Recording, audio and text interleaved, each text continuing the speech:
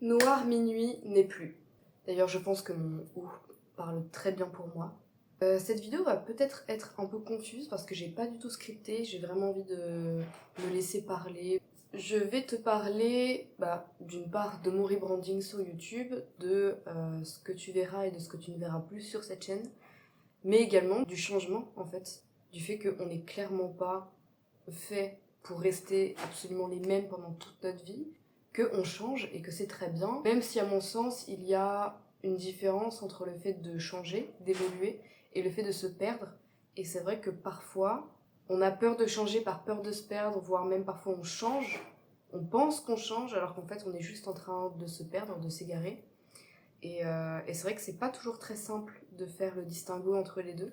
Et je te donnerai ma petite astuce personnelle pour savoir si t'es en train de te perdre ou juste de changer. Alors déjà, il faut savoir que cette année a été très particulière pour moi. Ça a été ma dernière année d'études dans le design graphique et très certainement ma dernière année d'études tout court. Je me suis rendu compte à plusieurs moments cette année que certaines choses que je faisais, c'était très certainement la dernière fois de ma vie que je les faisais. Et c'est un constat qui a été pas douloureux mais assez vertigineux parce que j'ai quand même 23 ans, j'ai quand même passé pas mal de temps en tant qu'étudiante. Ma vie d'adulte n'a pas encore réellement commencé. Commencer une nouvelle vie à 23 ans, ça peut faire peur. En tout cas, moi, ça m'a fait peur. Pas peur dans le sens ça me créait des angoisses ou quoi que ce soit, mais ça me mettait quand même une sensation de la peur de l'inconnu, quoi. Plus de l'appréhension en fait que de la peur réellement, mais une appréhension qui est quand même bien présente et bien là.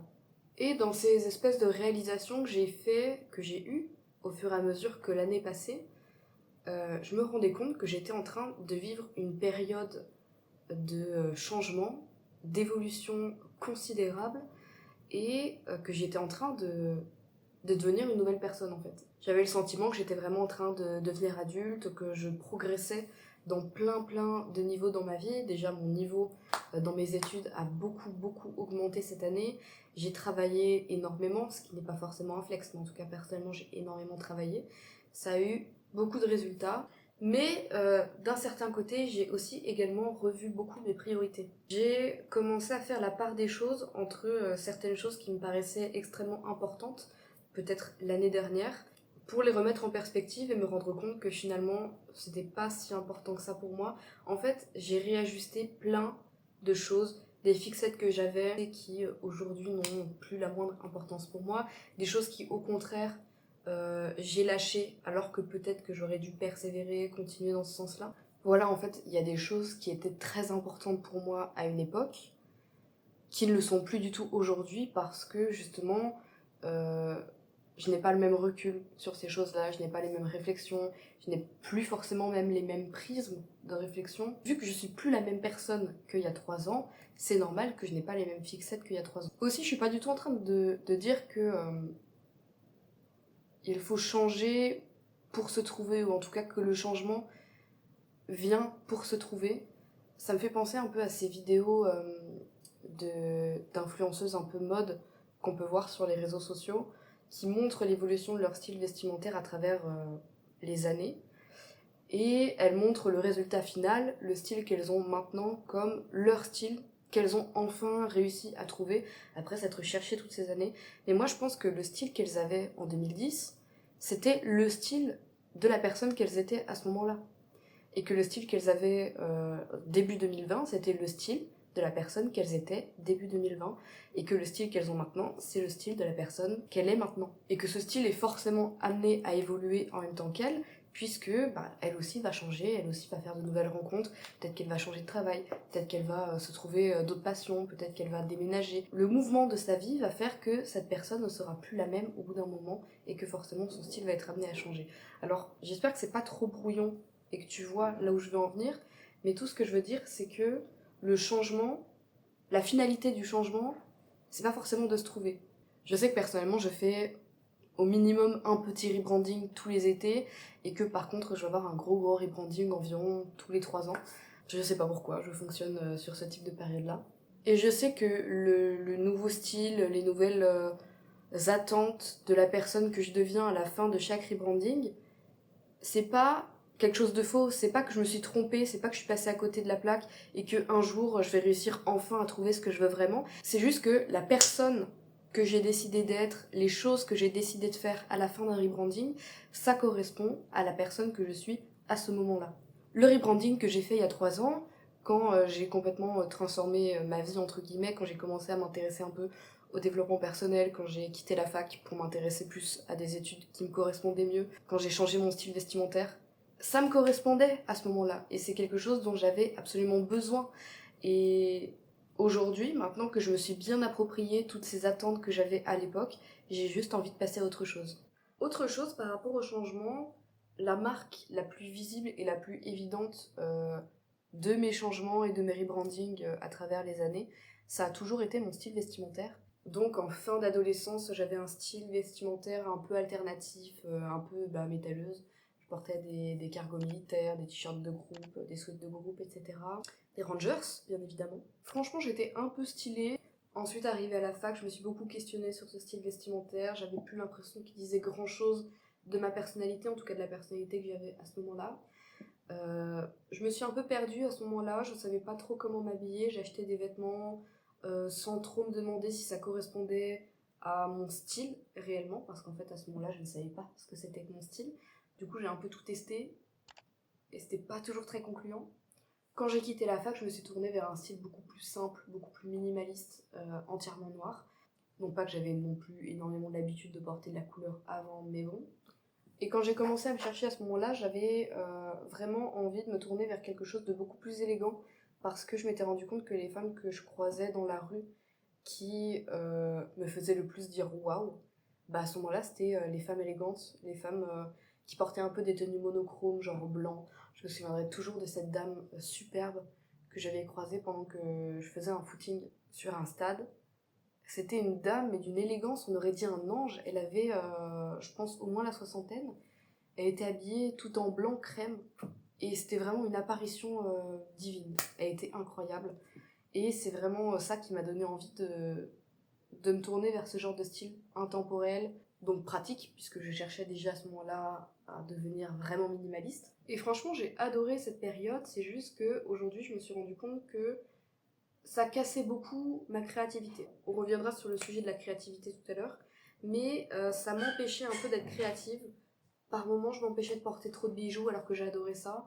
Je m'empêchais de fabriquer mes propres bijoux alors que j'adorais ça. Et j'ai l'impression qu'aujourd'hui, j'ai réussi à faire un peu une jonction entre mon envie d'élégance et mon envie de folie. Par exemple, au début de l'été, je me suis fabriqué ce petit collier. C'était pas très long à faire, j'ai juste commandé une grosse perle comme ça sur Vinted et je l'ai montée sur un fil en cuir. Et j'aime beaucoup et je le porte pratiquement tous les jours. Bon, déjà, ça correspond vachement à mon style d'été, n'est-ce pas? Et en même temps, j'ai l'impression d'avoir un bijou un peu porteur de sens pour moi au quotidien. C'est vraiment pas élégant du tout, mais je trouve que ça s'allie bien avec mes tenues. Et c'est vraiment en intégrant ce genre de petites pièces, en intégrant également du motif, un peu de couleur, que j'ai l'impression de toucher du doigt le style de la personne que je suis aujourd'hui.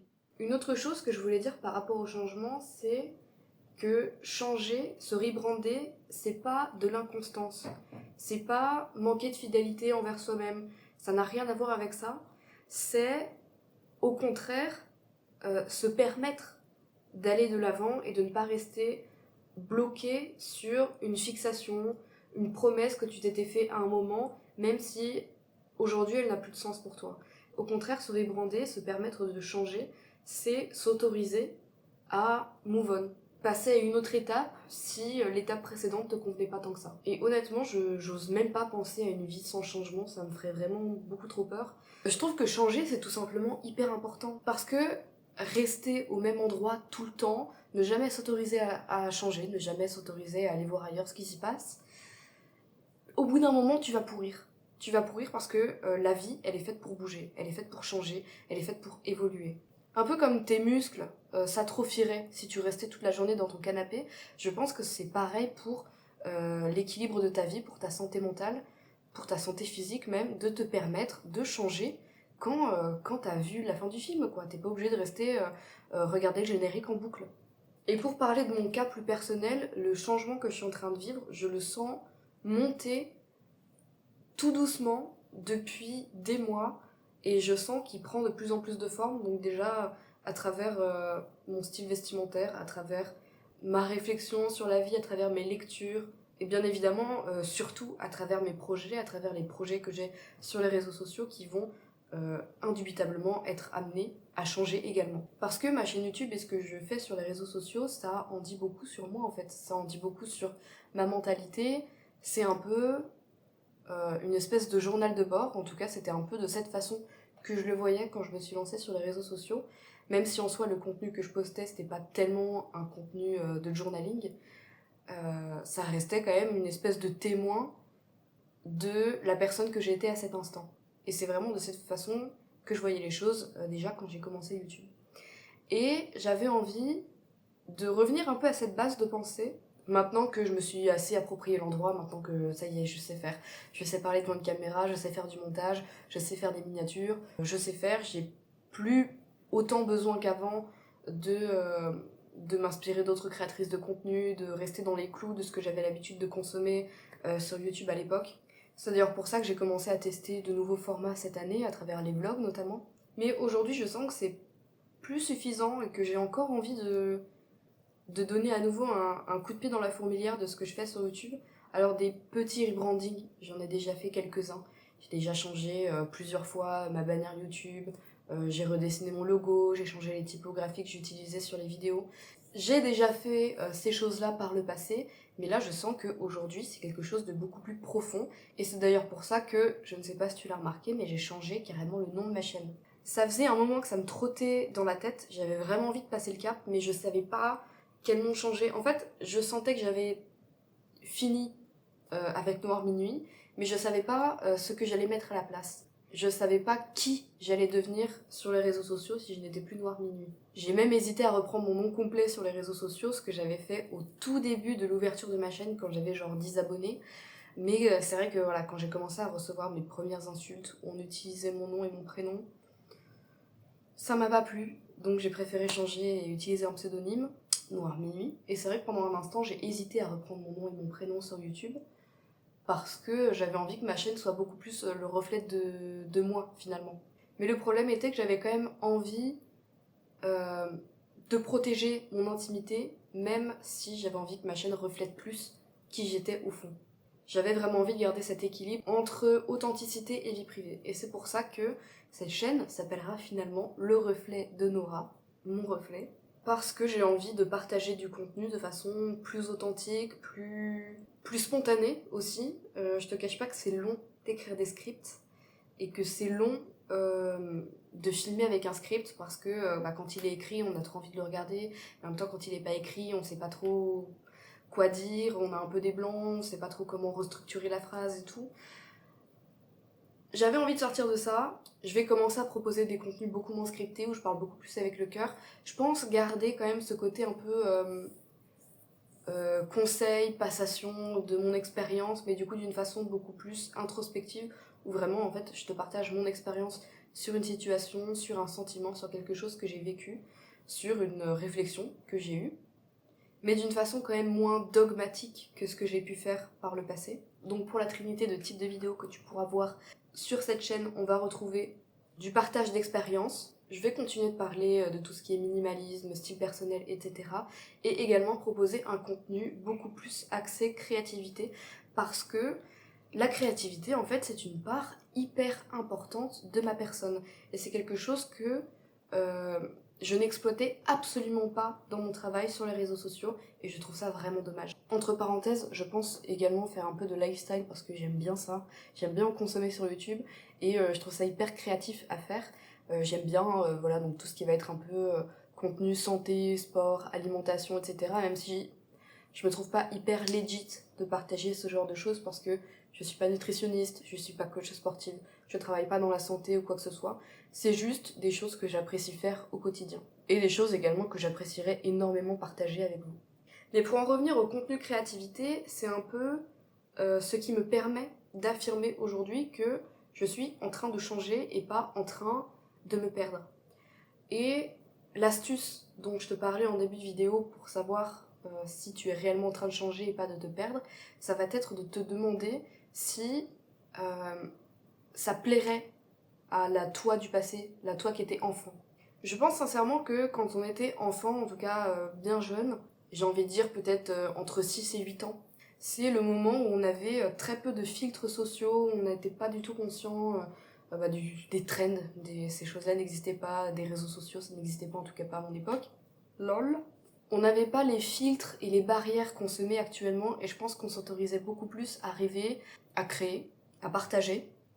Et je sais que à chaque fois, lors de mes rebrandings ou de mes questionnements sur moi, à chaque fois que je me suis retournée vers le dessin, vers la créativité, vers les travaux manuels, après avoir écarté ça pendant un temps, j'avais la sensation de me retrouver, de renouer avec moi-même. Je pense que j'ai déjà suffisamment parlé sur ce sujet, c'était sympa à faire. J'espère que je suis pas partie dans tous les sens et que c'était pas trop difficile à suivre.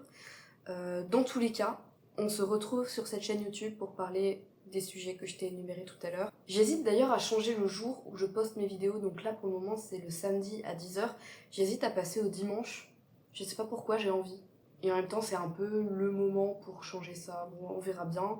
On se retrouve dans tous les cas le week-end, on va dire ça comme ça. Reste connecté parce que début juillet j'ai une grosse vidéo sur la créativité qui va sortir, un peu sous forme de vlog, où je vais te montrer un peu le challenge que je me suis lancé en termes de créativité ce mois-ci, et ça promet d'être intéressant. Donc reste connecté pour la suite, je te fais des gros bisous et je te souhaite une très bonne continuation.